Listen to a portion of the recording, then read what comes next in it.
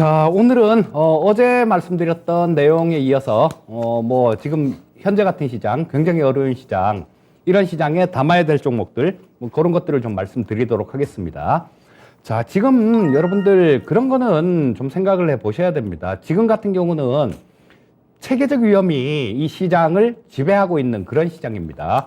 이 체계적 위험이라는 거는 저 엊그저께도 보여드렸던 화면이에요. 어떤 종목에 대한 문제가 아니라 전체 시장에 대한 문제. 그렇기 때문에 대부분의 종목들이 다 두들겨 맞는 그런 시장을 얘기하는 겁니다. 그리고 체계적 위험이 계속 이렇게 진행되는 시장에서는 정말로 장사가 없어요. 어떤 형태로 움직이냐면 조금 처음에 이렇게 빠질 때, 그럴 때 조금 버티던 종목들, 이런 종목들도 나중에 되면 못 버티고 안 빠졌다는 죄로 또 더 빠지고 막 그런 악순환이 계속되는 그런 시장이 나오는데요. 자, 지금이 그렇게 좀 닮아가는 시장이다라는 생각이 들어서 상당히 좀 마음은 무겁습니다. 아까 장 시작하면서 기술적 반등, 반등을 조금 외국인들이나 파생 포지션 보면 염두에 두는 것 같습니다라는 말씀을 드렸는데요. 이런 부분들은 단기간에 얘기를 하는 거고요. 추세를 돌릴 만한 그런 움직임은 아니다라고 봐야 될 겁니다.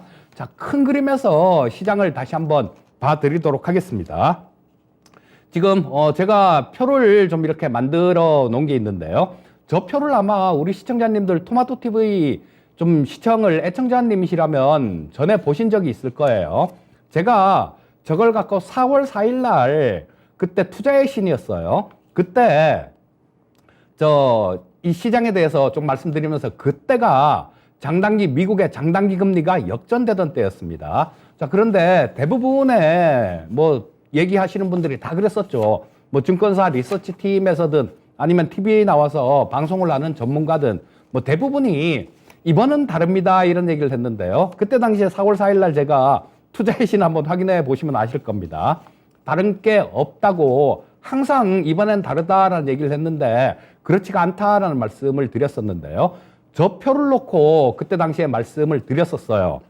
근데 저 표에서 제가 추가한 거는 그런 부분들을 추가한 거죠. 저 4월 4일 날 금리가 역전됐을 때 그때는 주가가 더 올라갔다가 밀릴지 그냥 바로 밀릴지를 모르니까 그 칸을 비워놨었는데 가장 첫 번째 줄에 있었던 부분들, 미국의 1970년대, 73년도에 있었던 그때가 장단기 금리가 역전이 됐을 때요. 그때가 주가가 빠지는 중에 좀 이게 금리가 역전되면서 계속해서 밀린 모습이었어요. 자, 이번에도 그런 모습이 나왔죠. 4월 4일 날 저 장단기 금리가 역전되면서 주가는 작년부터 좀 빠지기 시작했지 않습니까?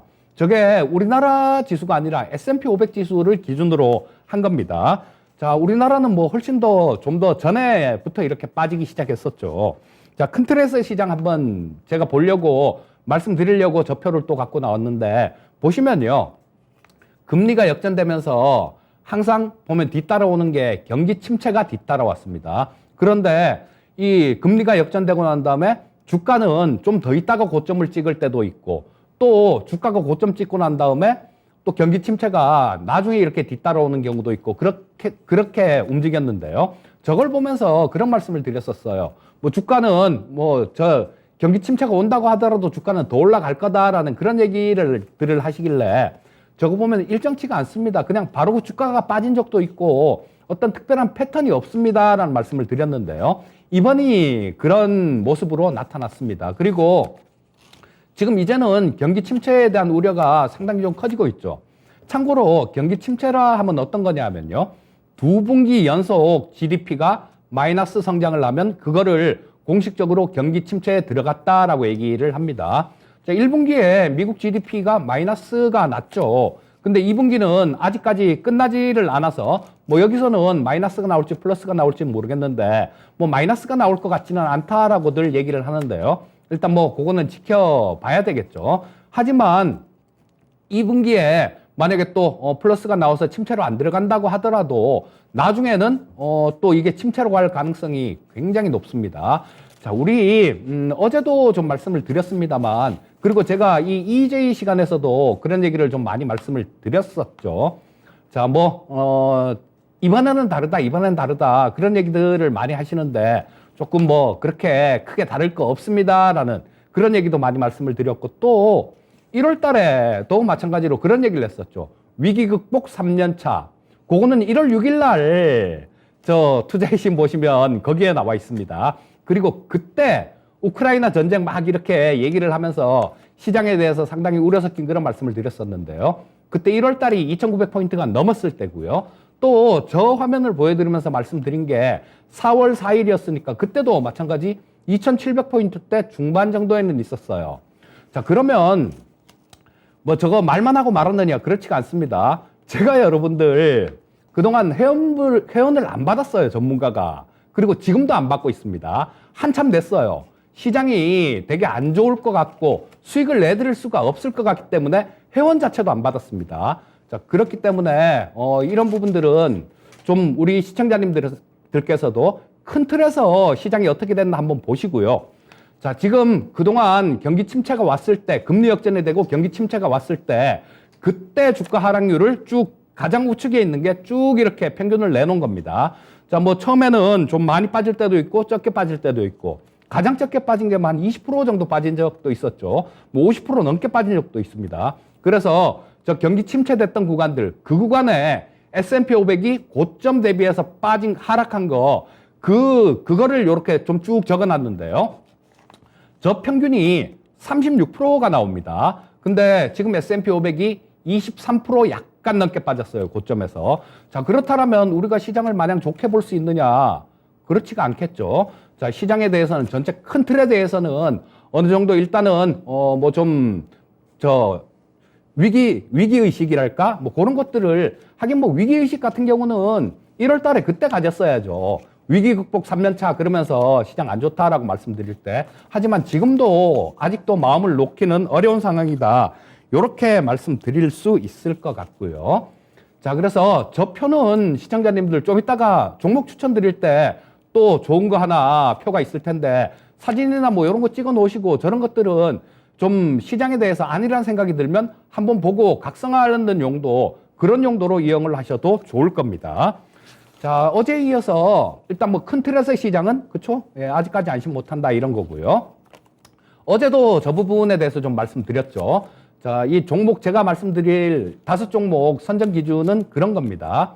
자, 매출액하고 영업이익 증가율 10% 이상, 전년 대비 10%, 전년 동기 비해서 10% 이렇게 영업이익이 증가하고, 그다음 PER, PBR 이런 부분들도 다 꼼꼼히 좀 따져봤고요. PBR은 1 아래, PER은 7배 아래. 자, 그다음 ROE 같은 경우는 10% 이상. 그다음에 부채 비율 같은 경우도 70% 이하로 골랐습니다. 그리고 60일 이격도가, 주가가 좀 많이 빠져 있는 게 기술적 반등이 나올 때 탄력이 올라올 수 있으니까 60일 이격도가 85% 아래에 있는 종목들을 골랐는데요. 어제 5종목 정도를 말씀드렸죠. 자, 오늘도 5종목을 말씀드리도록 하겠습니다. 말씀드릴 첫 번째 종목은 황금 ST라는 종목인데요. 자, 이 황금 ST 같은 경우는 그런 거죠. 뭐 니켈, 주석 같은 것들 이런 걸로 표면 처리 강판을 만드는 그런 기업이에요. 자, 그런데 이 기업 같은 경우는 니켈 가격에 굉장히 연동이 많이 되는 그런 종목입니다. 그러니까 지금 니켈 가격이 정말로 고공행진했었어요. 뭐 니켈 값이 상한가 가고 막 그랬었지 않습니까? 그러고 난 다음 좀 많이 빠졌는데, 자, 그래도 예년의 평년에 비해서는 굉장히 높은 그 정도 수준에 와 있습니다. 자, 그래서 이런 부분들은 조금 니켈 가격을 조금 관찰해 볼 필요가 있을 거고, 니켈 가격이 조금 움직이는 것 같다라고 생각이 되면 이 황금 ST 같은 종목은 관심을 가져야 되는 종목입니다. 자, 그리고 뭐 주가 자체는 지금 현재 보시게 되면 올해 1월 달하고 작년 12월 달에 찍었던 저점 근처까지 다 내려왔기 때문에 뭐 거의 지지선 근처까지 내려온 거 아닌가 싶은 생각이 드니까요. 좀 관심을 가져보시기 바라겠고요. 그 다음에 HRS라는 종목도 아까 그 까다로운 종목 검색 조건을 전부 다 충족한 종목입니다. 요거는 해령 실리콘이라는 종목이었었는데요. 제가 그때 2000년, 지금부터 22년 전이네요. 2000년에 증권회사에 다닐 때 그때 이 해령 실리콘이 무진장 끼가 있는 종목이었습니다. 뭐 그때는 코스닥 시장에 있는 종목들이 다 끼가 있긴 했었지만요.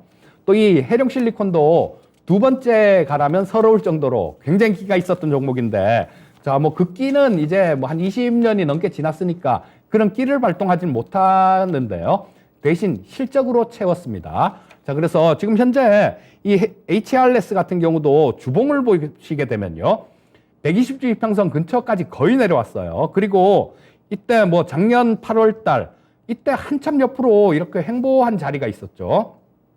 이런 자리 같은 경우는 굉장히 좀 단단한 지지선 역할을 하는 경우가 굉장히 많습니다. 자, 주가가 120주 이평선 근처까지 내려왔고, 또 뭐 여기서 보시게 되면 한참 이렇게 횡보했던 자리, 신뢰도가 좀 있는 자리, 그 근처까지 내려왔다라는 거는 한번 노려볼 만한 여건이 되는 그런 종목이다. 이렇게 보시면 될 것 같습니다. 자, 그다음 또 세 번째 종목은 프로텍이라는 종목도 있죠. 자, 이거는 올해 초에 한참 거래 정지가 좀 돼 있었어요. 왜 거래 정지가 돼 있었냐면 감사 보고서가 안 나오고 막 그러더라고요. 그래갖고 그때도 야 이거 뭐 때문에 이런 거지 그랬는데, 전에 저 회계 처리했던 거 그런 것들이 조금 뭐 회계 규정에 위반된 게 있었던가 봐요. 그래서 몇 년치 재무제표를 다 뜯어 고쳤습니다. 다 뜯어 고치면서 거래 정지가 돼 있었는데요. 자, 이런 것들은 한번 걸렸으면 그 다음에는 좀 투명성이 높아진 거죠. 그렇기 때문에 찍혀 나오는 실적들, 이런 것들도 상당히 좀 신뢰감을 갖고 볼 수 있다라고 생각을 할 수 있으니까요. 마찬가지로 이 프로텍 같은 경우도 기술력이 굉장히 좋은 회사예요. 아, 이거는 재무제표를 뜯어 고쳤으니까 수정된 재무제표로 한번 볼까요? 이 프로텍이 지금 시가총액이 2,600억 정도밖에 안 됩니다. 2,600억 정도밖에 안 되는데 지금 올해 기준으로 예상되는 영업이익이 588억.